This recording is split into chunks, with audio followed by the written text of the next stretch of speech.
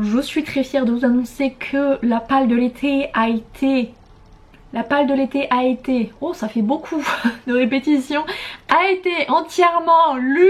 On va pouvoir passer à celle d'automne. Hey, c'est Charlie, j'espère que vous allez bien.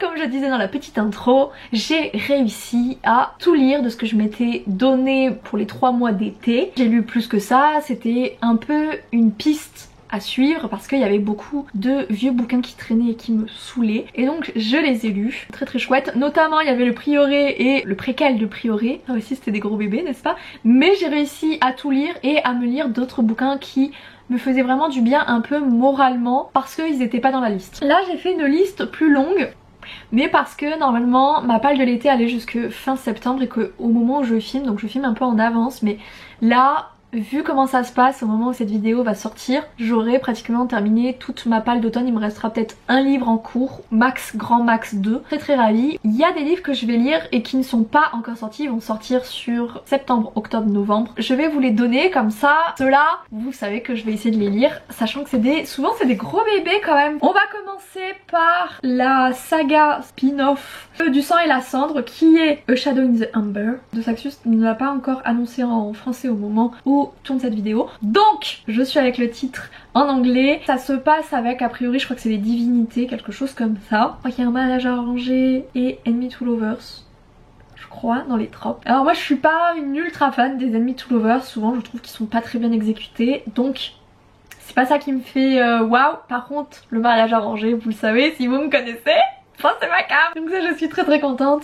Je vous avoue que j'espère que le bouquin ne sera pas traduit par la même traductrice que le tome 3 du sang et la cendre, parce que la traduction n'avait pas été bonne, plus le bouquin qui était long. Les deux ensemble ça avait été très compliqué, donc j'espère que ce sera un autre traducteur. On continue avec Absolu, le tome 2 de Margot Dessen. J'ai lu le premier en 2 jours, juste avant la dédicace de Margot quand elle est passée sur Toulouse. Contrairement à littéralement tout Instagram, pour moi ça n'avait pas été un coup de cœur, par contre ça avait été une très bonne lecture, très vibes Hunger Games, mais surtout Labyrinthe. J'avais pas aimé Labyrinthe en papier parce que je trouvais le héros détestable, Thomas était imbuvable. Le film passait beaucoup mieux pour moi par exemple, c'est assez rare d'ailleurs. C'est vrai qu'il y avait vraiment cette ambiance là du labyrinthe. J'avoue qu'il m'avait pas tant surprise que ça. Je crois que ce tome 2 lui va être un peu plus différent dans son intrigue, va plus me surprendre. Le tome 1 je l'ai trouvé finalement très agréable à lire. Moi je l'ai point de vue multiple ou quoi, ça ne me gêne pas du tout, mais je l'avais trouvé assez convenu. Là je pense que le tome 2 va peut-être être un peu différent, en tout cas je l'espère. Et puis bon bah Margot étant une autrice française publiée chez Brajlon, c'est aussi un moyen pour moi en achetant ses livres de dire à Brajlon continuez de soutenir auteurs et autrices françaises francophones et ne faites pas que de la traduction. On va rester dans les filiales parce que c'est publié chez Big Bang qui est une filiale de Brajlon. On va rester chez les filiales de Brajlon parce que on va continuer avec If We Were Villain. Je suis désolée pour mon accent. J'aurais pu le prendre en anglais, mais honnêtement le Kindle était encore vachement cher en anglais. Du coup bah, je l'ai pris en français. Voilà, le bouquin est très beau. Là j'ai pris la version collector, donc avec le jaspage qui est magnifique. Et je vous avoue que comme c'est une enquête style Dark Academia, j'avais vraiment envie de le lire en français et pas d'être en mode j'essaie de comprendre l'histoire. Donc c'est vrai que quand j'ai vu qu'il était encore assez cher en numérique en anglais, bon bah assez naturellement je l'ai pris en français. Il était très beau, je l'ai précommandé. Après commande je crois qu'il y a un carnet qui est quand même globalement assez joli, donc j'avoue j'ai craqué. Là je vais passer à Babel qui va être publié chez De Saxus. Babel j'en avais beaucoup entendu parler. Eref Kwang qui est une autrice racisée qui parle beaucoup de racisme. Elle a notamment publié en français, enfin qui est sorti en français, La Guerre du Pavot, que j'ai jamais lu. Et là du coup il va y avoir Babel qui est sur la traduction. A priori le traducteur a énormément travaillé avec elle parce que elle a donné quand même des directives très précises a priori au traducteur. De Saxus a publié 2 vidéos pour l'instant sur leur manière de travailler sur Babel et ça a l'air exceptionnel. Et enfin qui n'est pas encore sorti mais que voilà je sais que je vais déjà prendre, c'est L'Héritier Trahi. C'est la suite spirituelle du Prince Cruel, donc avec Shen, donc le petit frère, qui est le prince de Terrafé. J'avais adoré le Prince Cruel, mais moi le livre de la nuit est au-dessus. C'est vrai que c'est une autrice, Holly Black, que j'aime beaucoup sa plume, j'aime beaucoup sa manière d'écrire, enfin... Donc écoutez, moi je suis une pigeon, j'achète les yeux fermés et du coup je l'ai pris aussi en français parce que j'ai commencé en français sur cette saga là, j'avoue j'avais envie de continuer en français. On va passer à la partie e-book Et on repartira ensuite sur les livres Papelito que je possède. En e-book anglais, il y en a plusieurs que j'ai déjà acheté parce qu'ils étaient pas chers en vrai. Le premier dont je vais vous parler c'est Say You Swear, qui est sorti il y a pas très longtemps en français, et 10 balles le Kindle. Moi, vivante pour de la romance contemporaine, jamais. Je check sur Amazon, donc je vois 10 balles en français, et là, qu'est-ce que je vois pas? Je suis en dessous, 1 dollar en anglais. Emballé, c'est pesé, c'était pris en anglais. Ensuite c'est des novellas, je savais pas, ce qui fait que je pense que je vais les lire dans le même mois. Là actuellement mon but à partir de septembre, et c'est déjà fait parce que en septembre j'ai eu Love on the Brain en anglais. Là en fait chaque mois c'est de me lire une lecture en anglais pour m'améliorer en anglais, vous l'avez compris hein. Donc là du coup comme c'est des novellas, je pense que je vais les lire les 3 ensemble dans le même mois. Donc on a Below Zero, Stuck With You et Under One Wolf, tous écrits par Ali Hazelwood, qui est l'autrice de The Love Hypothesis et de Love on the Brain. J'adore sa plume, j'adore comment elle écrit. Donc honnêtement, j'ai vu qu'ils étaient à 2 balles ces 3 là, chacun. Hein, honnêtement c'était pas ensemble mais c'était chacun, ils coûtaient 2 balles. Je les ai pris, voilà, je me suis pas posé de questions. Encore en anglais, encore Ali Hazelwood, elle sort son nouveau bouquin qui est Checkmate en novembre. Je l'ai précommandé, voilà, il était à 5 €, qu'est-ce que vous voulez que je résiste? Bah j'ai pas résisté, je l'ai pris. Sa plume est simple, c'est drôle, c'est facile, même si je ne comprends pas tout à 100%, j'en comprends assez pour me marrer et pour passer un incroyable moment. J'ai pas besoin de plus. Ali, j'achète tout, vraiment je ne me pose aucune question. C'est take my money.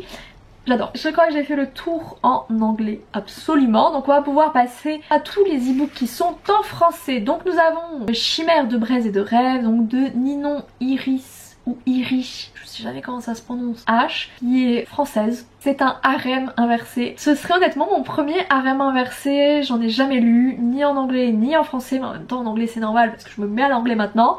Par contre j'ai bien noté un peu ce qu'elle préférait en harem inversé, donc je les ai mis dans ma palle, j'avoue. J'ai très envie de découvrir le harem inversé via Ninon, je la suis sur les réseaux. Elle a fait une propagande monstrueuse pour cette saga là et c'est vrai que je l'ai précommandé direct, je me suis pas vraiment posé de questions.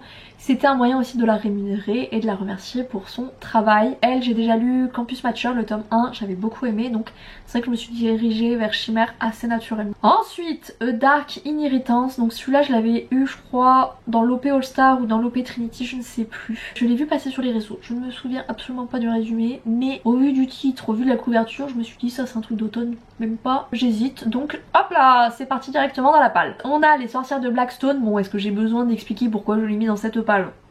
Donc je crois que le titre est assez clair. J'avais vu une influenceuse sur TikTok parler de ce bouquin et de dire qu'il était vraiment très chouette. Après elle a aimé le spin-off et elle a adoré le Prieuré de l'Oranger, donc bon, on n'a peut-être pas les mêmes goûts elle et moi. Écoutez, je crois que je l'avais eu gratuit. À un moment il avait été gratuit sur Amazon et donc je l'avais téléchargé à ce moment-là. À voir du coup ce que ça vaut. Dans l'OP All Star, Que la mort soit douce, avec cette couverture de Bella Muerte, vous avez bien compris que on va être sur des histoires qui sont proches de la mort. Je sais pas si c'est dans la période d'Halloween ou pas, mais clairement celui-ci, il respire l'automne. Il est écrit par Laetitia Danaé, je n'ai encore jamais découvert cette autrice, mais je la suis sur Instagram et elle est vraiment très très gentille, donc j'espère que je vais aimer, parce que là c'est toujours un peu compliqué quand il y a des personnes que tu apprécies, t'as très envie d'aimer ces livres et quand c'est pas le cas t'es un peu déçu. Mais bon écoutez, ça fait partie du jeu. Merde, je me suis rendu compte que j'en ai oublié un. J'ai oublié de vous parler d'un livre qui va sortir mais qui n'est pas encore sorti et que je compte acheter. C'est Le Royaume des damnés, qui est le tome 2 du Royaume des damnés. Je crois que lui c'est Le Royaume de la malédiction.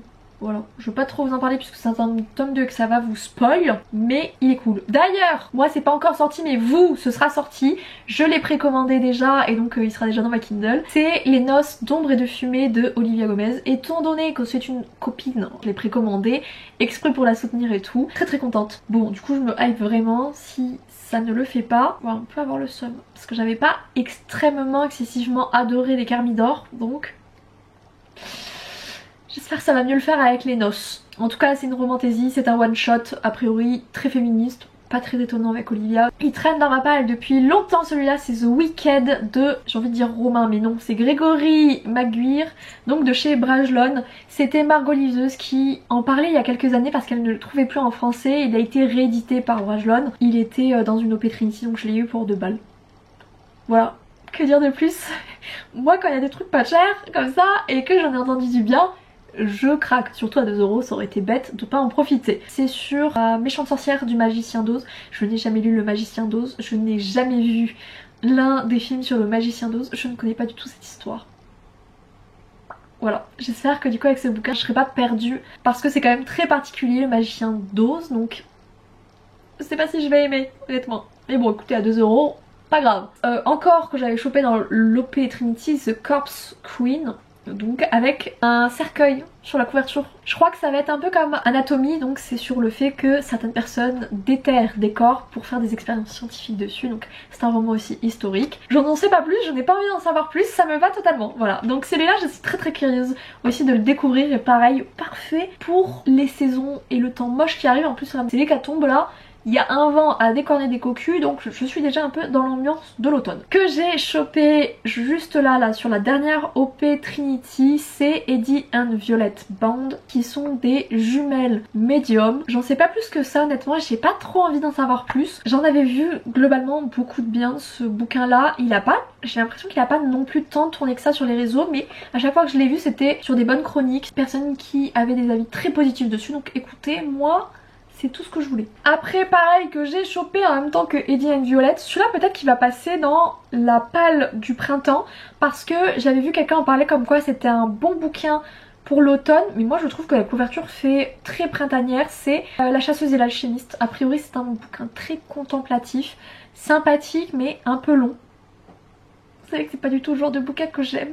Moi c'est tout l'inverse que je recherche dans mes lectures. Donc celui-ci, quand j'ai vu qu'il était à 3 € dans l'OP, le papier en collector il a un jaspage, je crois d'ailleurs qu'ils n'ont pas fait de brochet sur celui-ci, mais il a un jaspage magnifique vraiment, mais 27 €, c'était un peu trop cher pour moi. Donc j'avoue que là, 3 balles, si jamais j'arrive pas à le mettre, il repassera dans la palle du printemps. Si jamais vous ne le voyez pas, il reviendra, comme un peu la Team Rocket.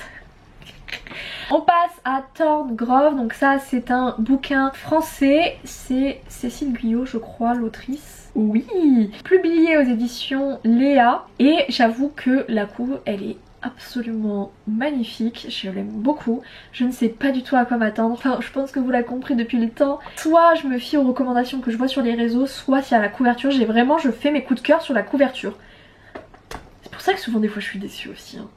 Mais bon écoutez, celui-ci, j'ai bon espoir. On va passer au livre que je possède en papier et que je vais vous présenter. J'ai dû changer la batterie, j'étais en train de me dire que je crois qu'il y a le tome 2 de Un cœur brisé de Stéphanie Garber qui sort fin d'année. Mais je crois que ça n'a pas été encore annoncé et du coup je l'ai zappé. Mais je crois qu'il sort fin d'année. Si c'est le cas, il fera partie de cette palle, hein. Je vous dirai dans les vidéos lecture, à un moment il va apparaître.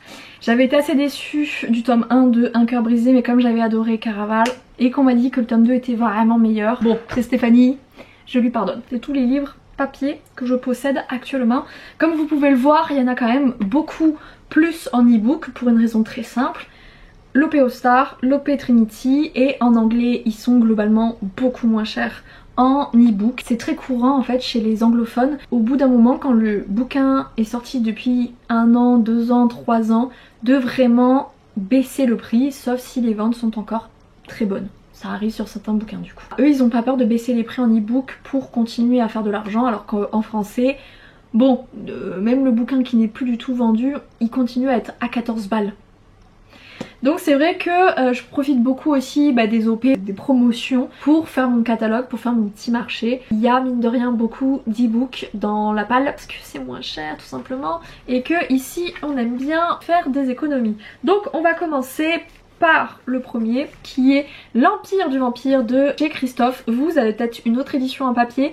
Celle-là c'était la spéciale lors de la dédicace, de la tournée de dédicace de J. Christophe, donc en jaune, je le trouve sublimissime. Ils ont fait quand même un magnifique travail.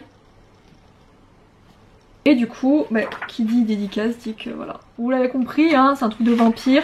Et j'imagine que si on est sur une ambiance à la Nevernight, ça va être globalement assez sombre. Donc celui-là, j'avoue, je suis assez curieuse de voir un petit peu ce que ça donne. Il traîne du coup dans la palle depuis, je crois que la dédicace elle était en octobre dernier.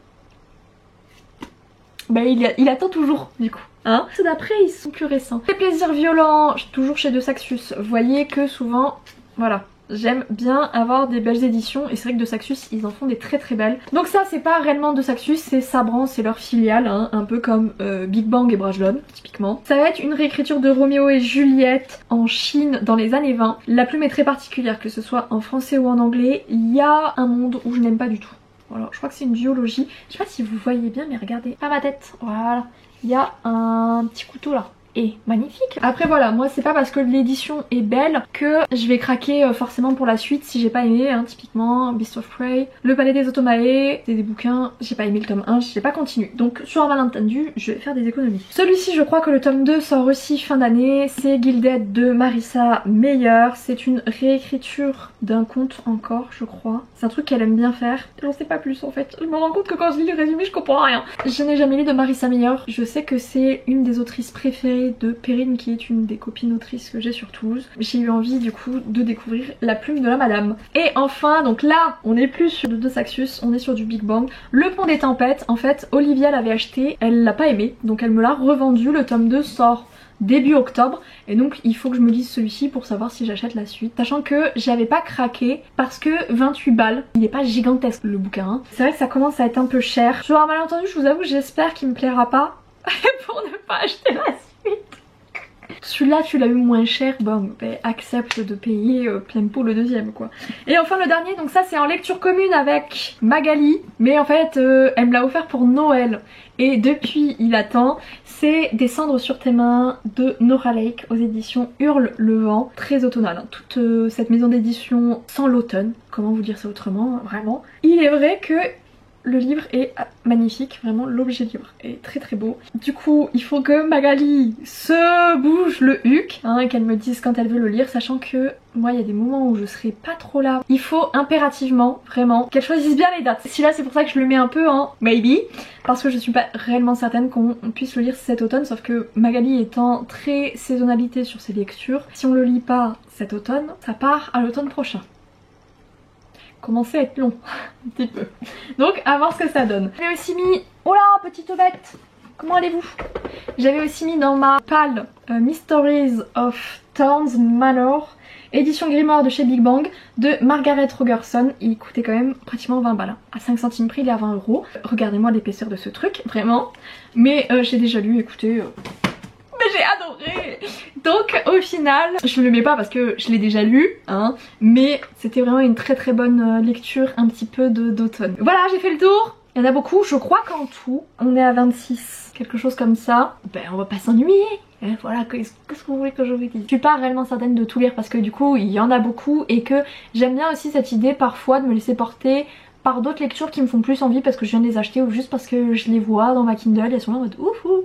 Donc il y a possibilité qu'il y ait d'autres livres qui se rajoutent et qu'il y en a qui sautent. Bon, c'est pas très grave, hein, ils seront toujours là dans ma palle de toute façon. En tout cas j'espère que ça vous aura plu, que ça aura pu vous donner des idées de lecture ou de bouquins que vous devez sortir de votre palle parfait un peu pour la saison. Moi je vais vous laisser là, je vous fais à tous et à toutes de gros bisous, je vous souhaite de très bonnes lectures. Ciao ciao.